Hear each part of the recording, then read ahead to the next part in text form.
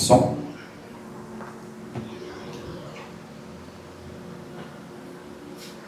Pode sentar, irmãos, para ficar à vontade. Como é que vocês estão? Estão bem? Diz amém aí, irmão, pode falar. Graças e paz, boa noite. Está todo mundo bem? Um pouco cansado, né? Nós vamos compartilhar algo que o Senhor tem falado no nosso coração nessa noite. Vou ler alguns textos, como é de costume, gosto de fazer assim. Na verdade eu não gosto, mas o Espírito Santo gosta de fazer assim. Então abre Jeremias 18, por favor, primeiro, Letícia. E aí depois a gente vai indo para outros textos. 18, verso de número 5. Não, 18 a partir do 1.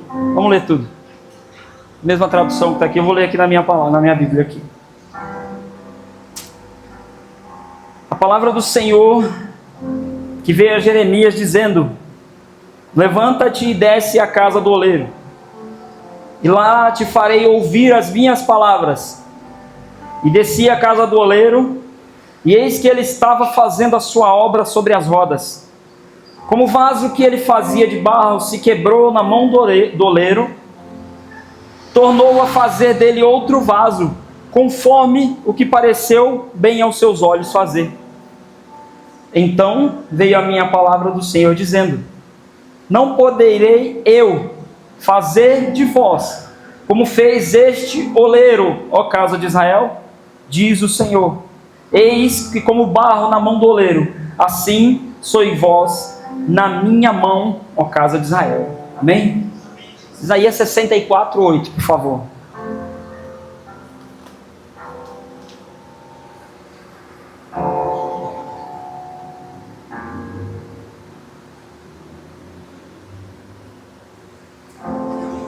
Mas agora, ó Senhor, Tu és o nosso Pai, nós o barro, e Tu o nosso oleiro, e todos nós, obras das Tuas mãos. Amém? Por enquanto só esses dois textos, vamos ler outros. Mas a gente olha para essa palavra, e essa palavra ela fala sobre a soberania de Deus, que tem sido aquilo que o Senhor quer evidenciar no nosso meio. O Senhor tem nos chamado para esse lugar de soberania, nesse lugar onde nós entramos na Sua vontade, onde nós aceitamos a Tua vontade. Por quê? Porque se tem uma coisa a qual nós estamos fazendo sempre, irmãos, é resistindo à vontade do Senhor. É resistindo àquilo que Ele quer fazer nas nossas vidas. Então, um texto comumente usado por nós para falar na ceia do Senhor, que é Isaías 11, 23, se eu não me engano. Paulo vai começar a dizer para o povo a respeito de como era a ceia, e no meio desse caminho... 1 Coríntios, perdão, Isaías, 1 Coríntios 11, 23, é que eu ia ler Isaías de novo. 1 Coríntios 11, 23. E aí ele vai falando a respeito de tudo ali, ele vai dizer assim num ponto: examine-se, pois, o homem a si mesmo, e depois coma. Quando ele está dizendo isso para nós, ele está dizendo para uma igreja não comer sem o discernimento, que comer indignamente é comer sem entender, que participar é participar sem entender a sua parte no corpo, que é participar sendo ainda resistente à vontade do Senhor, não a vontade do Senhor para mim, mas a vontade do Senhor para o corpo, a vontade do Senhor para o todo. Não é só a vontade do Senhor para unidos por um propósito, mas a vontade do Senhor para toda a sua igreja na terra, a vontade do Senhor para as famílias que circundam esse lugar. Existe uma vontade de Deus que ela vai além de mim, que ela vai além de nós, que ela vai além desse templo. A vontade de Deus é que ninguém se perca. A vontade do Senhor é que todos sejam, pelo menos recebam ouvir da Tua palavra, ouvir do Teu Evangelho, ouvir o que Ele tem para dizer, ouvir qual é a Sua vontade. Então Deus, Ele vem e estabelece a Sua igreja, Ele chama os Seus filhos e diz: eu vou fazer de vocês como vasos, e eu vou depositar dentro de vocês coisas preciosas. E o que é que nós fazemos? Nós resistimos a essa vontade. Nós resistimos à vontade do Senhor, nós resistimos a Ele, e nós vamos resistindo porque não estamos discernindo. Então, por que não estamos discernindo e continuamos participando do corpo, sem discernir qual é a vontade? Há entre vós muitos fracos e doentes e muitos que dormem, ele diz. Então, às vezes eu estou fraco e eu não sei porquê, é porque eu estou resistindo à vontade do Senhor. Às vezes eu estou doente, eu estou adoecido no meu espírito, e eu não sei porquê, eu não consigo entender o porquê das coisas que eu estou sentindo, mas é porque eu não estou discernindo a vontade do Senhor. Mas às vezes eu estou dormindo, irmão, em meio ao propósito, eu estou dormindo em meio a uma igreja que trabalha, eu estou dormindo em meio a algo que precisa ser feito nesse tempo, e eu não sei acordar. Você precisa despertar, irmão. Você precisa deixar que o Senhor te fortaleça hoje. Você precisa deixar que o Senhor te cure através do discernimento daquilo que Ele te chamou para fazer. Esse discernimento no corpo é o que vem nos fortalecer, é o que vem nos despertar, é o que vem nos curar. É necessário entender que existe uma vontade de Deus que vai além de mim, porque senão eu fico preso nas circunstâncias, chorando por causa do processo que eu estou vivendo. E eu vou ficando prisioneiro do processo, pastor. Quantas vezes o vaso precisa ser quebrado para ser refeito? Porque deixa eu te dizer uma coisa, o oleiro é eterno. O oleiro, ele continua trabalhando eternamente. Quantas vezes forem necessárias quebrar o vaso e fazer de novo, ele quebrará e fará de novo. Quantas vezes nós precisamos voltar ao processo, ele vai nos inserir de novo no processo. Porque ele não abre mão de nós. E a construção dessa palavra, ela começou quando eu comecei a meditar sobre mim mesmo. Pensando, Senhor, eu acho que não dá mais. Eu acho que eu não vou fazer mais. Deixa os pastores fazerem. Deixa o pastor Eduardo, deixa a irmã Mari fazer, deixa o pastor Fabiano, deixa a pastora Débora fazer, deixa os irmãos fazerem. Eu vou ficar lá, eu vou ajudar, eu vou fazer algumas coisas, mas não dá mais para mim. E aí eu sigo o pastor César Cavalcante. E num dos devocionais dele, ele colocou a frase, o devocional foi só essa frase, e é o tema dessa mensagem hoje: na olaria de Deus não tem lixeira. Deixa eu dizer uma coisa para você, irmão, na olaria de Deus não tem lixeira. Ele não joga ninguém fora. Quando Jesus veio, ele disse: aquele que vier a mim, de maneira nenhuma lançarei fora. Toda vez que você desce na casa do oleiro, toda vez que você vem de novo na casa do oleiro, ele te coloca de novo num processo de reconstrução, de transformação, de restauração, e ele vai de novo quebrar o vaso, refazer o vaso e encher o vaso. Porque nós lemos nessa mensagem ele chamando Jeremias. Era um povo quebrado, um povo que havia se afastado do Senhor, um povo que havia se afastado dos seus princípios, que estava preso num processo. E ele disse: desce, porque na casa do oleiro você vai ouvir a minha palavra. Desce, porque na casa do oleiro você vai ouvir o que eu tenho para dizer para esse povo, o que eu tenho para dizer para vocês. E o que ele disse para eles, disse: vocês são como o vaso, vocês são como o barro. Eu posso refazer de novo. Pode parecer que aquela mensagem era dura, mas não era. Aquela mensagem era o amor de Deus sendo entregue. É porque nós separamos o amor da correção. Nós separamos o amor da correção. Hoje, corrigir não é sinônimo mais de amor. O pai que não corrige o filho que está se perdendo, e a gente acha normal. Os pais têm medo de corrigir o filho que está se perdendo. Antigamente era natural a correção. Nós esperávamos a correção. Nós entendíamos o amor através da correção, ainda que não naquele momento. Ainda que não naquele momento. Mas quando a idade adulta, quando a maturidade vai chegando, nós vamos entendendo que a correção dos nossos pais, a correção seja ela, às vezes até com certo exagero por um tempo.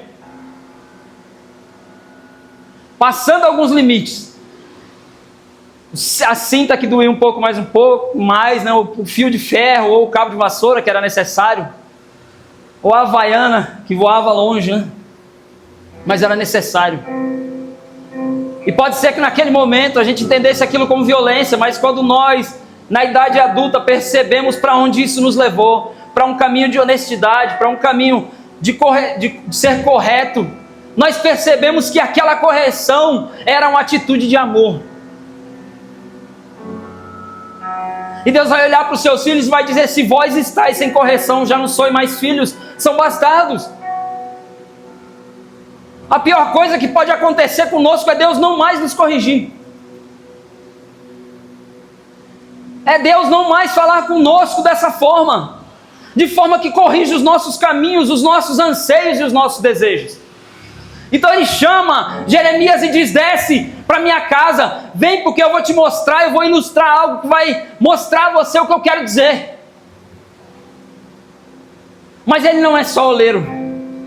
Isaías 45:9 que nós lemos, ele está dizendo para nós: tu és o nosso pai e também o nosso oleiro. Porque antes de ser oleiro, ele é pai. Antes de você ser um objeto na mão de Deus, você é um filho com quem ele quer se relacionar. Ele não quer uma relação de uso, porque o objeto tem conosco uma relação de uso. Deus não quer conosco uma relação de uso. Quando ele está dizendo para nós somos vasos, quando ele está dizendo não é que você é um objeto na casa de Deus. Não é isso. É uma ilustração de algo que naquele tempo era o objeto mais utilizado, mais útil para guardar coisas preciosas, para esconder tesouros, para ir até o poço buscar água. O vaso era parte da vida cotidiana. Hoje a água chega nas nossas torneiras, então a gente não sabe o que é o vaso. O vaso era extremamente útil. Então o vaso não podia ficar sujo, porque você ia colocar água para beber. O vaso não podia estar quebrado, porque então você ia buscar água e ia derramar aquela água. O vaso, ele precisava ser feito de uma forma que ele pudesse servir a tudo dentro da casa. Então ele usa essa ilustração e diz assim: vem para minha casa, porque eu vou te fazer de vocês como o oleiro faz esses vasos. É o chamado do Senhor para nós,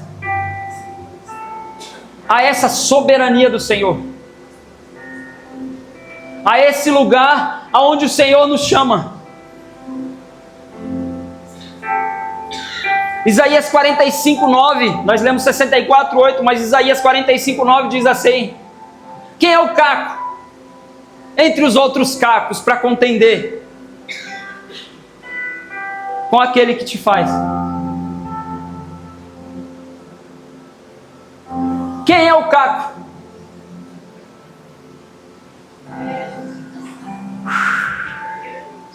Porque quando nós somos quebrados na mão do oleiro, nós nos tornamos esse caco que contende com o Senhor.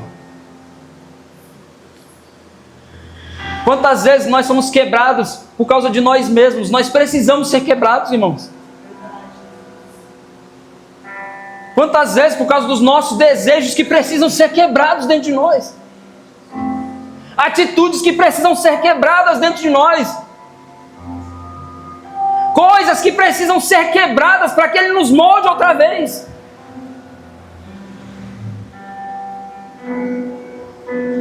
Talvez você chegou aqui hoje e você está dizendo assim: mas eu já cheguei quebrado.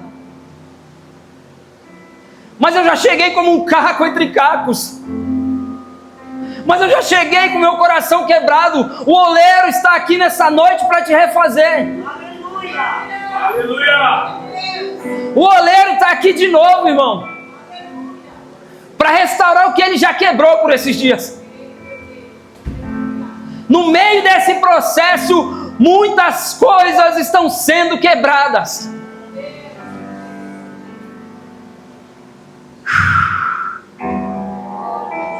Você precisa fazer essa pergunta dentro de si: Examine-se, pois, o homem a si mesmo. Irmãos, eu estou com uma pilha assim, umas 4, 5 folhas assim de exames lá que o médico me passou para fazer, já tem uns 2 meses. E talvez você está aqui igual eu. Você não fez o exame por causa do medo que você tem do diagnóstico. Ou talvez você já se examinou. Mas você não quer o diagnóstico, mas não é por causa só do diagnóstico. É porque quando tem o diagnóstico, também tem o tratamento.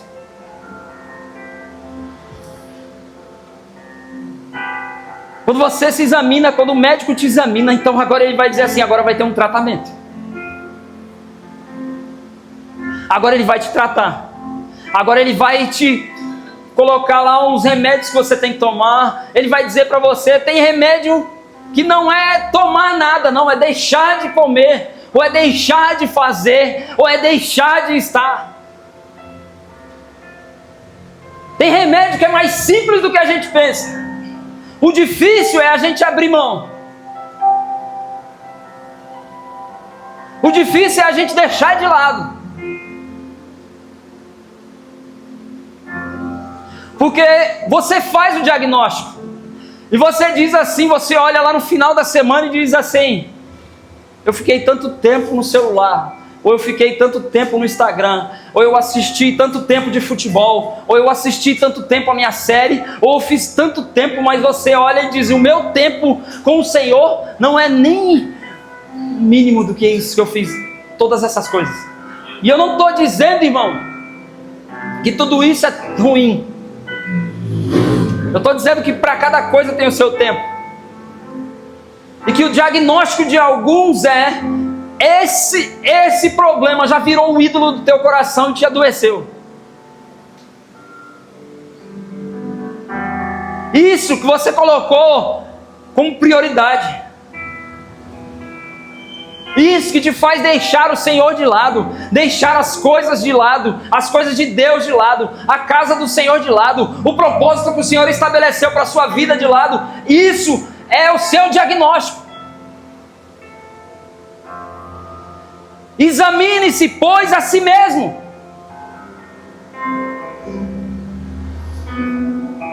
Por quê? Porque o chamado dele é desce a casa do oleiro.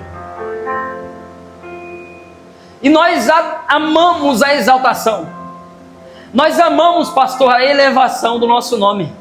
Nós amamos ser colocados nos lugares altos. Mas hoje, quando eu fui subir esses degraus, eu senti um temor nesse lugar. Tem um temor estabelecido nesse lugar, pastor. Nós precisamos abraçar esse temor nas nossas vidas, porque é tempo de deixar aquilo que tem nos atrapalhado de cumprir propósito. Porque é tempo de deixar aquilo que tem nos atrapalhado de fazer a vontade do Senhor. É tempo de deixar aquilo que tem nos mantido por vezes longe dele.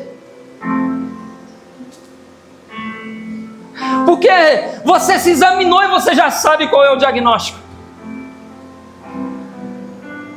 Quem é que tem te roubado do Senhor? O que é que tem te mantido num processo eterno de quebra e faz de novo? Quebra, vou quebrar de novo. Quantas vezes você já se viu quebrado? Não é que você sentiu não, irmão. Não é um sentimento, você sabe. É aquilo que o Senhor já colocou. Você se viu quebrado diante das circunstâncias. Você se viu quebrado dentro da vida. Eu estou sentindo, não se baseie nos sentimentos. A fé é aquilo que você sabe. Você sabe por que foi quebrado, você sabe que está quebrado e você sabe que precisa entrar no processo para ser restaurado. Mas nós negamos o processo, nós negamos o tratamento. Nós nos negamos ao tratamento. A irmã Mari, ela está aqui, de vez em quando cito ela nas minhas pregações. Porque no dia que nós entramos na casa da Letícia para fazer um culto, Ela tinha acabado de receber um diagnóstico de câncer. Mas nós não encontramos uma mulher cabisbaixa. Nós encontramos uma mulher que injetou fé em nós. Como que vai ser entrar numa casa onde alguém está passando por um diagnóstico de câncer? É alguém que disse assim: eu vou passar por aquilo que eu tiver que passar na presença do Senhor. Ela não se negou ao tratamento. Ela não se negou aquilo que era necessário para viver a cura. Ela entendeu que haveriam dificuldades no processo. Ela entendeu que haveriam diversas dificuldades no processo. Mas ela não se furtou ao tratamento. Quem sabe você está aqui nessa noite e por vezes você já fugiu do tratamento do Senhor. Sabe qual que é a minha função hoje? Te inserir de novo no processo.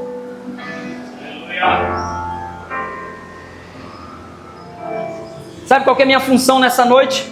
Te levar de novo a descer na casa do oleiro. Porque o diagnóstico não é um juiz que te dá, é o seu pai que fala ao seu coração. É por isso que ele não disse assim: Carlos, examine os seus irmãos. Fabiano, examine as suas ovelhas. Débora, examine as suas ovelhas. Ele disse: não, examine-se, pois a si mesmo. Por quê? Porque o julgamento é pessoal. Para que no final você diga: eu sei.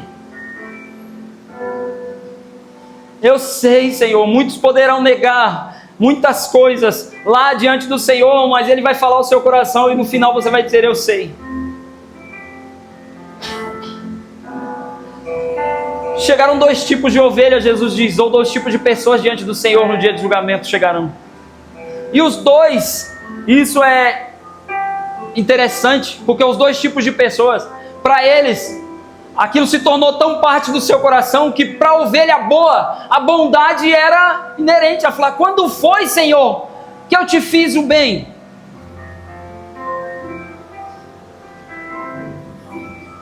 O Senhor olha para aquela ovelha e diz assim: servo bom e fiel, entra na alegria do seu Senhor, no gozo do seu Senhor. E aquela ovelha diz assim: quando foi que eu te fiz o bem, Senhor? Quando você alimentou os pequeninos, quando você me visitou quando eu estava preso, quando você me visitou quando eu estava doente, e você fez a mim. Mas aquele que fez o mal diz: quando foi que eu te fiz mal, Senhor? E aí ele acrescenta: eu expulsei demônios em teu nome, eu preguei em teu nome, eu curei em teu nome, eu fiz muitas coisas em teu nome. Mas os dois tinham uma maldade dentro do seu coração,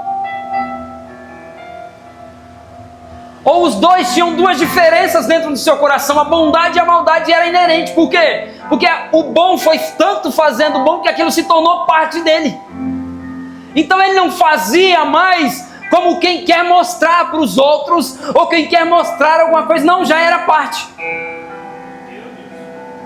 E o outro, enquanto fazia a obra do Senhor, fazia maldades, mas também era parte do coração. E qual que é a diferença entre os dois? É que esse que fazia a obra, mas fazia maldades, não examinou a si mesmo, não discerniu a sua parte no corpo. E ele continuou fazendo, mas ele fazia para mostrar. E Deus olhou para os fariseus e disse assim: se vocês estão procurando os primeiros lugares na sinagoga, se vocês estão procurando orar de pé pelas esquinas para serem notados pelos homens, se vocês invadem as casas das viúvas com desculpas de largas orações para mostrar a sua santidade, vocês já receberam o seu galardão. Não tem nada para receber. Vai chegar naquele dia e não tem nada para receber, porque a recompensa deles era ser vistos pelos homens.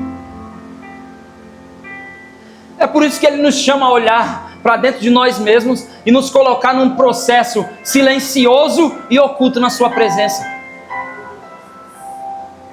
Eu posso até te ajudar a passar no processo, irmão, mas não posso passar o processo por você.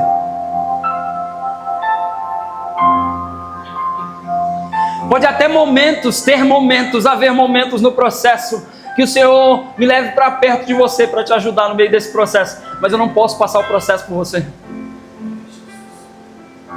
E tem dias que a minha parte ao seu lado no processo vai ser só sentar do seu lado, chorar com você em silêncio, porque nada que eu diga vai fazer sentido no meio desse processo. Jó foi inserido dentro de um processo, pastor. Jó precisava ser quebrado. A gente olha para aquele texto de Jó e não sabe, ele está perdendo tudo, ele está perdendo todas as coisas. Você acha que o nosso Deus, o nosso Pai, quando eu olho para a Bíblia Sagrada, eu digo, Deus não é maldoso, Ele não colocou Jó para sofrer, só para mostrar para Satanás que ele tinha um bom servo. Não, Jó não o conhecia. Alguém havia falado de Deus para ele, e ele disse, eu preciso fazer para agradar esse Deus, eu preciso fazer para estar perto, eu preciso fazer, mas ele não estava fazendo para conhecer. Então Deus insere Jó dentro de um processo e quebra ele. Dizem os historiadores, em média dentro de 50 anos durou o processo de Jó. A expectativa de vida era outra, né? 140 anos, sei que Jó viveu lá não sei quantos anos lá. Mais 50 anos de processo. Até que no capítulo 42, Jó vai dizer para o Senhor assim, agora eu bem sei que tudo podes, nenhum dos seus planos pode ser impedido, porque eu te conhecia de ouvir falar, mas agora os meus olhos te veem.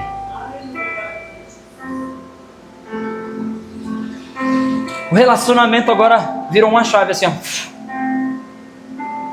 Não é mais de ouvir falar, agora os meus olhos te veem. Agora eu sei quem você é, eu sei como o Senhor age, eu sei porque o Senhor faz, eu sei quem é o Senhor. E eu sei quem é o Senhor porque o Senhor me mostrou quem eu era. E no meio desse processo, Jó encontrou os amigos e os amigos chegaram, e a situação de Jó era tão deplorável que eles passaram 7 dias sentados ao lado de Jó em silêncio. Consegue ficar meia hora em silêncio, irmão? Sem mandar um áudio no WhatsApp? Você consegue sentar num lugar, hoje em dia é muito difícil, desligar tudo,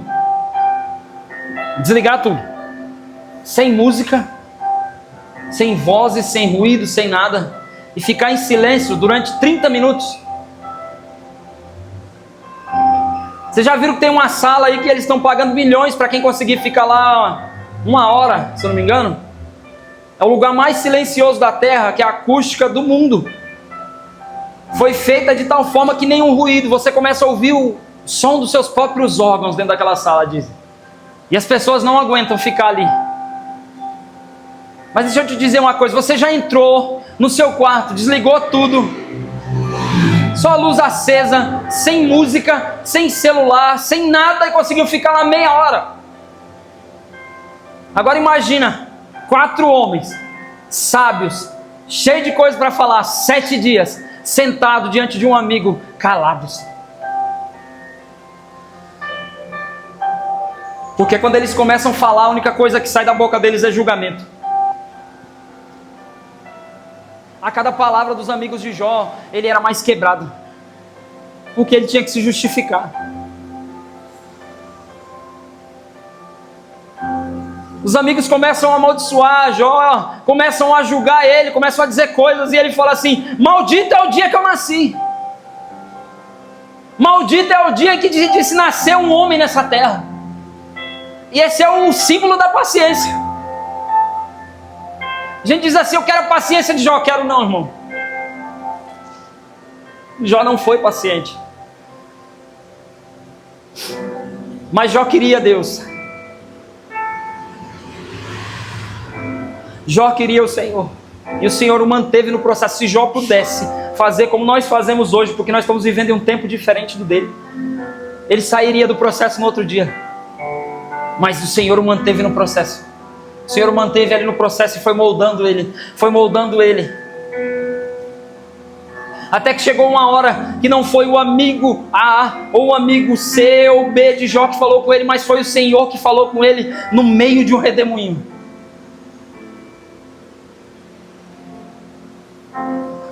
Onde você estava, Jó, quando eu coloquei os alicerces da terra? Aonde você estava quando eu estabeleci para o mar os seus limites? Quem é você, Jó, diante de mim? E Deus começa a falar com ele, e a resposta de Jó no final é dizer: Senhor, eu me arrependo no pó e na cinza, eu já falei demais, eu nem devia ter falado no meio desse processo, eu devia ter só vivido o processo. Mas o Senhor vem restaurar a vida de Jó, e esse mesmo Deus, Ele está aqui nessa noite. Esse mesmo Deus te trouxe nesse lugar. Não foi você que veio, irmão. Não foi você que veio, foi o Senhor que te trouxe nesse lugar. Às vezes a pessoa assim, do nada, né, pastor? Do nada, me deu vontade de ir lá na igreja, me deu aquele desejo de chorar na presença, me deu vontade de estar num lugar onde eu possa ouvir a voz de Deus. Não é do nada, foi o Espírito Santo de Deus que te trouxe aqui hoje. Você é um vaso sendo moldado nas mãos do oleiro, para que Ele possa te encher de novo,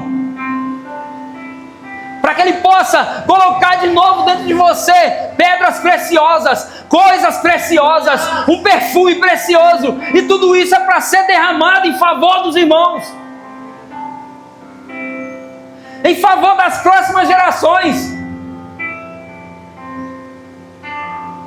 em favor dos seus filhos, em favor dos seus sobrinhos, em favor das gerações da tua família, que precisam ser tocados por uma palavra, precisam ser tocados por uma oração. Não deixe eles esquecerem de tudo que o Senhor lhe fez.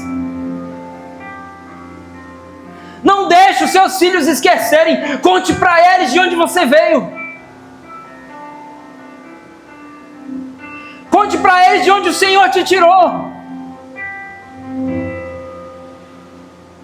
Conte para eles dos dias difíceis que você passou, não sabia para onde ir, mas o Senhor te apontou um caminho. Para que eles não busquem em outro lugar satisfação, para que eles não busquem em outro lugar um caminho. Eles vão se lembrar, meu pai disse, a minha mãe disse, que quando ela perdeu as forças, quando ela perdeu as esperanças, no momento de desespero, o Senhor entrou na vida dela. Glória a Deus. O Senhor a inseriu num processo.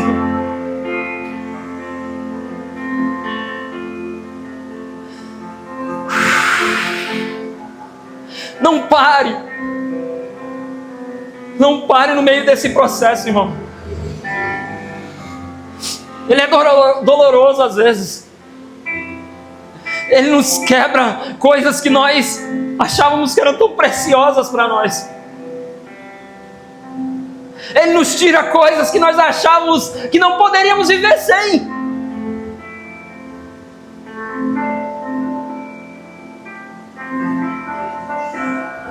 Mas Ele nos chama para perto, para nos mostrar que Ele é suficiente.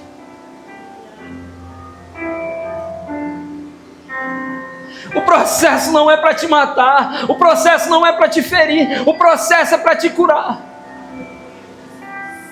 O processo é para te fazer novo de novo. Esse processo é onde Ele quer se tornar soberano na sua vida. O apóstolo Paulo, escrevendo Romanos capítulo 9, verso 20 e 21, ele vai dizer a mesma coisa que Isaías. Quem são os cacos para dizer ao oleiro: por que me fizestes assim? Por que eu passei por isso, Senhor? Talvez você está dizendo a Ele. Por que eu tive que passar por isso, Senhor? Uma vez uma pessoa me ligou e disse assim: Deus abriu uma porta para mim, Carlos. E eu estou tão grato ao Senhor, porque eu não sou merecedor disso. Deus está fazendo algumas coisas. Por que eu? A pessoa passou acho que uns 40 minutos falando sobre isso no telefone comigo, e eu do outro lado ouvindo, pastor. E a minha resposta no final disse assim: você está fazendo a pergunta errada. Não é por que você, é para quê.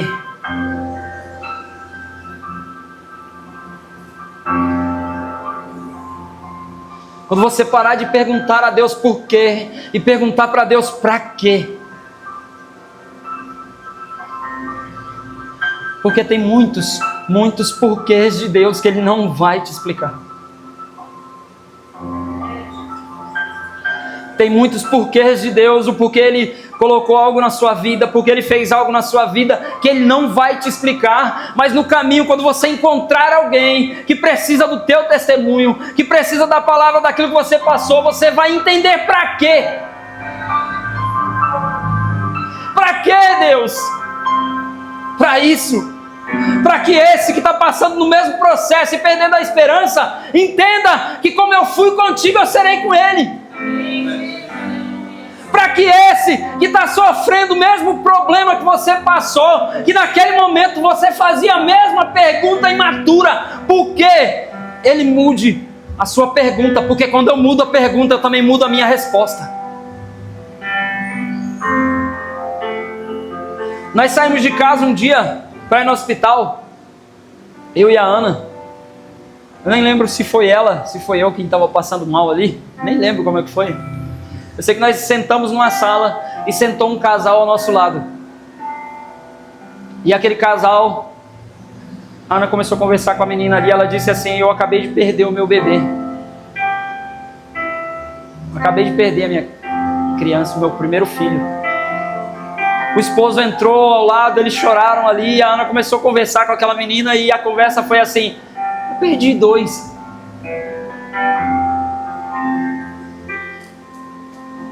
E a Ana começou a contar para ela o testemunho, e eu comecei a entender por que nós estávamos ali. A doença já passou, pastor.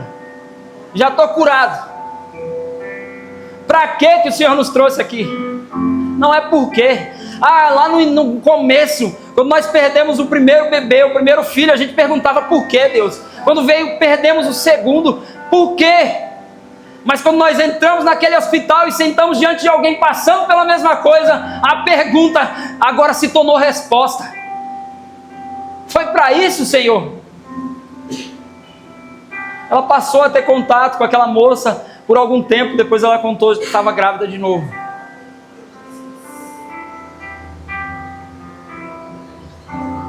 Quais são os processos pelos quais você está passando ou pelos quais você já passou, irmão? Quantas vezes você já se viu quebrado? Talvez você está dizendo assim: eu fiz tudo certo e eu estou quebrado. Ou você se examinou e falou assim: olha, Senhor, eu estou quebrado por causa disso que eu fiz errado. Eu estou quebrado por causa disso e disso que eu fiz errado, Senhor. Agora eu não sei como consertar. Eu não sei como fazer. Eu não sei o que fazer, Senhor. Eu já pus a minha mão, eu já pus os pés pelas mãos. Eu já tentei fazer dessa forma, e parece que eu estou sempre inserido nesse processo. Senhor, você é o nosso Pai e também é o nosso soleiro. Nós somos o barro, nós somos as obras das suas mãos. Max Lucado diz assim: não há nada de precioso em nós. A única preciosidade que é em nós é porque Deus colocou em nós as suas mãos.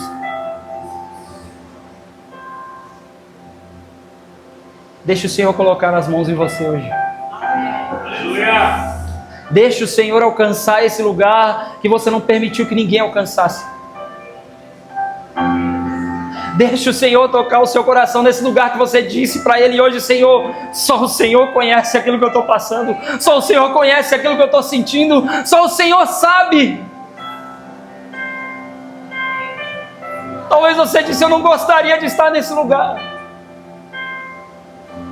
Mas se você não estivesse nesse lugar no processo, você não estaria também nesse lugar na presença.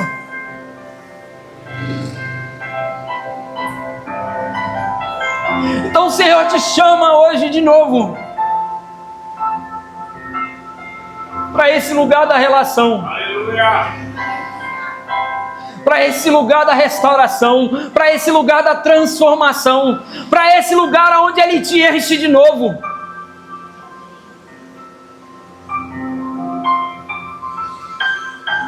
Vem para esse lugar, irmão. Nesse lugar, na presença do Senhor, tem vasos sendo quebrados, vasos sendo restaurados, tem vasos descendo na casa do oleiro, mas sempre haverão vasos.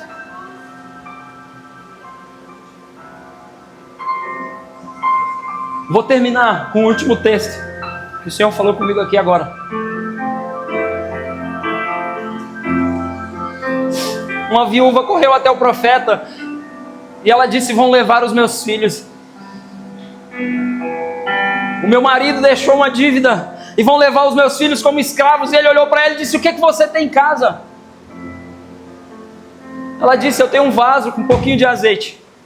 Olha. Eu tenho um vaso com um pouquinho de azeite. E ele disse assim: sai. E vai pegando vasos emprestados. Vai enchendo os vasos. E vai enchendo os vasos, e vai enchendo os vasos. Quando não tinha mais vasos, ela correu até ele e disse assim: e agora? Ele falou: continua enchendo os vasos. Não, acabou os vasos. Acabaram-se os vasos. Mas a gente sempre pula uma parte da história. Havia uma ordem clara: vai, fecha a porta da tua casa atrás de ti, entra em casa com os seus filhos e enche os vasos. Nesse processo onde o Senhor restaura os vasos, Ele nos chama para esse lugar onde você fecha a porta do quarto e enche o vaso de novo. Mas fecha junto com os seus filhos. Mas fecha junto com a sua casa. Ah, eles não estarão comigo. Ah, estarão, irmão. Entra naquele quarto e leva o nome dele junto com você. Leva o nome do marido. Leva o nome daquela pessoa que você lembrou agora, daquele que você não gosta muito dele, que é o inimigo. Leva o nome dele também. Ora pelo seu inimigo.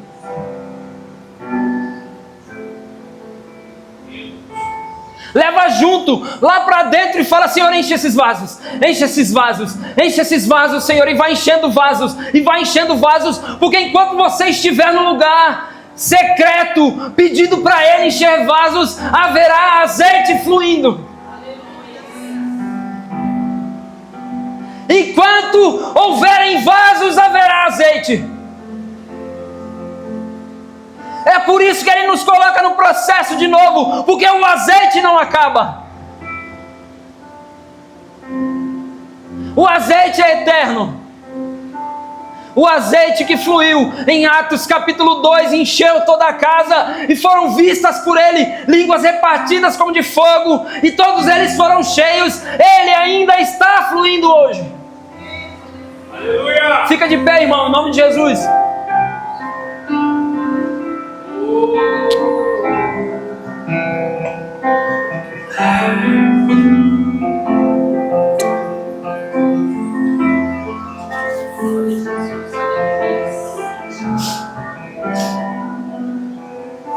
Talvez você está aqui hoje e você chegou nesse lugar como um vaso quebrado.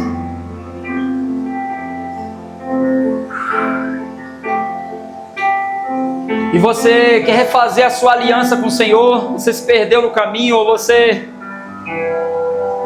de alguma forma deixou a casa do Senhor, deixou a presença do Senhor.